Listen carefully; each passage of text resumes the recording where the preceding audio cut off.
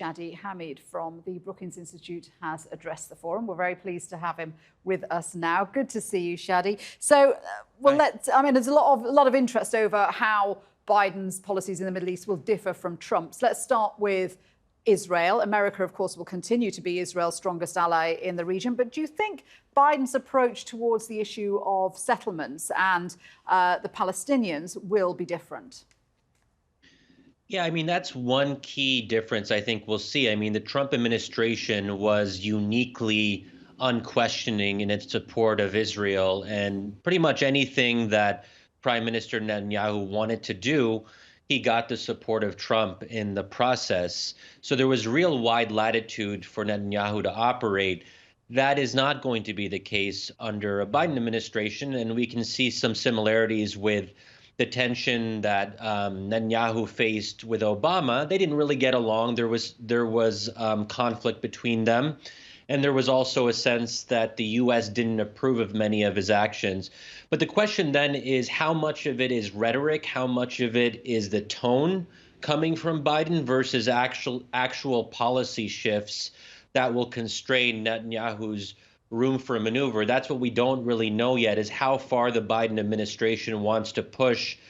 Is Biden willing to put pressure on Israeli policymakers when it comes to the occupation, for example? I think that because of the chaos of the Trump years, there will be, I think, a preference for normalcy and not rocking the boat too much. Another country which may be looking at the Biden presidency with some trepidation is Saudi Arabia. Trump, of course, a very strong ally of Saudi Arabia. Do you think Biden will take a different approach, particularly given that Trump's own Congress was a little uncomfortable with Trump's support for Mohammed bin Salman?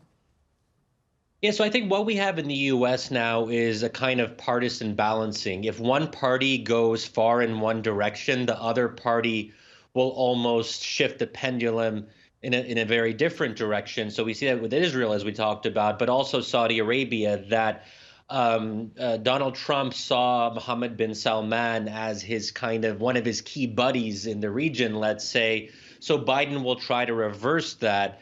And Biden, during the campaign, actually referred to Mohammed bin Salman, Saudi Arabia, as a pariah state. So very strong language there. And Democrats in Congress were the ones who were leading the way in terms of criticizing Saudi Arabia for Khashoggi's killing and trying to push for a more transparent investigation into how that happened. So there's also pressure from the party itself. The party is moving in this more critical direction where human rights abusers and friends of Donald Trump are seen as a problem. So I think there will be calls for Biden to take a stronger stance. But again, how much of that goes beyond rhetoric? Because in the kind of day-to-day nature of policymaking, the Biden team will need to work with Saudi Arabia. And will they want to push too hard where it actually undermines cooperation? That's what we'll have to wait and see. Right. And that might also play into one of the policies that Joe Biden has already said he does want to do, which is to bring Iran back to the nuclear deal. But bringing Iran back to the table in that is going to be difficult, isn't it? Because domestically for Joe Biden, that's quite a hard sell. Yeah, domestically, the Iran deal and, of course, Iran itself as a country isn't particularly popular. Although that said, I don't know to what degree Americans are really going to be focusing on questions like Iran, considering the domestic challenges that we as Americans face. I think there's more importantly, there's the regional context where in the last 4 years, we've seen this development of a kind of Saudi, UAE, Israeli axis where there's been closer cooperation between those three countries. And they've been much more muscular in their approach and in promoting their interests.